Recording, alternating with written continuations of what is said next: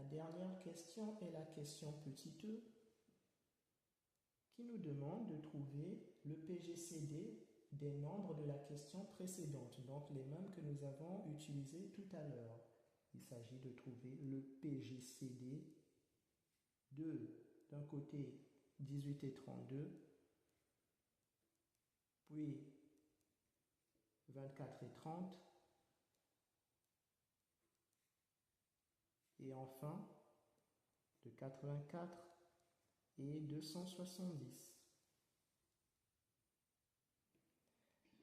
À vous les amis, comme toujours, essayez d'y réfléchir et à tout de suite pour la solution ensemble.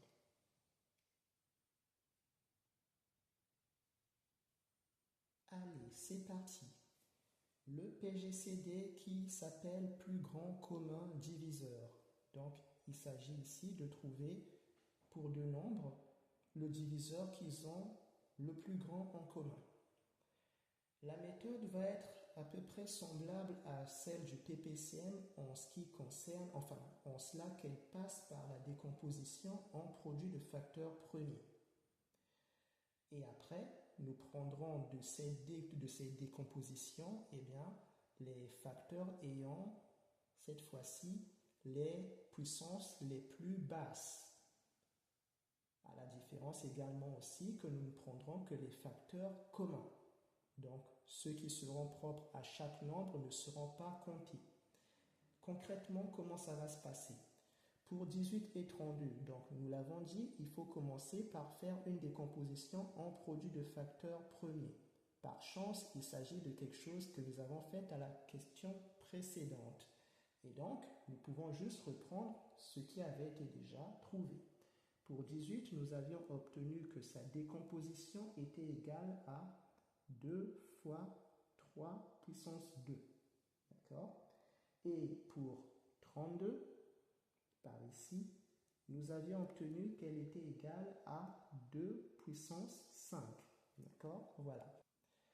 Et donc, ayant ceci, nous allons donc pour le PGCD, ça va être rapide, simplement nous concentrer sur les facteurs communs, d'accord, et ne prendre pour eux que les puissances les plus basses. Qu'est-ce qu'ils ont en commun comme puissance ici? Eh bien, qu'est-ce qu'ils ont en commun comme facteur déjà?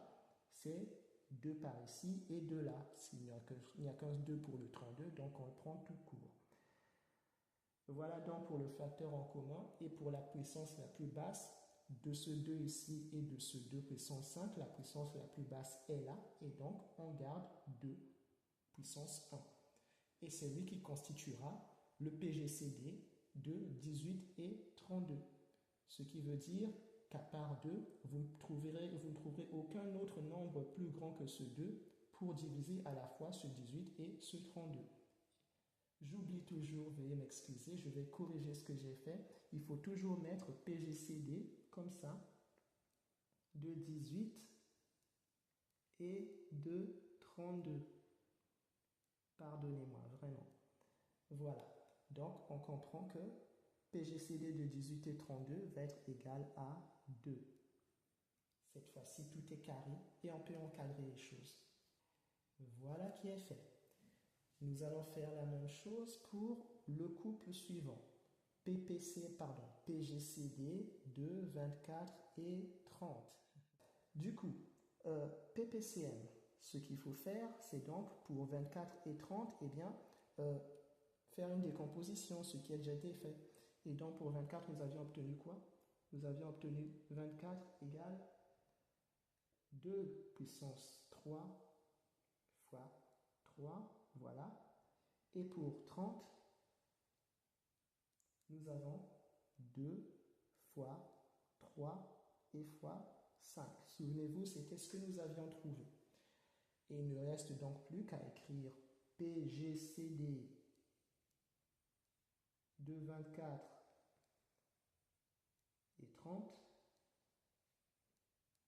Ça va être égal. On va prendre tous les facteurs communs avec les puissances les plus basses. Qu'est-ce qu'ils ont de commun en facteurs? Il y a 2 par ici et 2 là. Donc on prend 2. La puissance la plus basse, c'est 1. car là, elle est de 3. Donc, on garde 2 puissance 1. L'autre facteur commun qu'ils ont, c'est 3. Nous avons 3 de chaque côté. Et donc, on note. Comme ça, 3. 5 n'étant pas commun aux deux, on le laisse tomber. Et ça va donc faire que PGCD de 24 et 30 sera égal à 6. Et on peut l'encadrer. Voilà, et nous allons terminer avec le dernier couple qui va être PGCD de 84 et 270, dont nous avions trouvé pour 84 que la décomposition produit de facteur premier donnait 2 puissance 2 fois 3 et fois 7.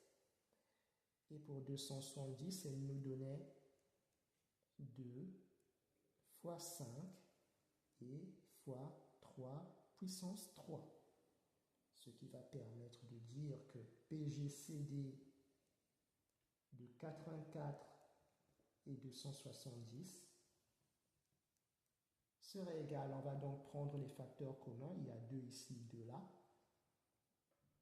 La puissance la plus basse, c'est 1, donc on laisse comme tel. Vient ensuite 3 ici et 3 là. La puissance la plus basse, c'est 1, donc on laisse comme tel. Et c'est tout comme facteur commun. Et ça va donc nous permettre de dire que PGCD de 24 et 270 sera aussi, comme tout à l'heure, égal à 6. Et nous pouvons encadrer les choses. Donc je précise pour que vous vous retrouviez bien, la différence entre PPCM et PGCD, elle va surtout se situer au niveau que vous devrez prendre pour le PPCM déjà tous les facteurs existants en prenant pour chacun d'eux la puissance la plus haute. D'accord? Voilà pour la petite technique. Et pour le PGCD, vous ne prendrez que les facteurs communs en négligeant ceux qui ne le sont pas et en prenant pour ces facteurs communs la puissance la plus basse. Et ce sera tout pour cet exercice numéro 3.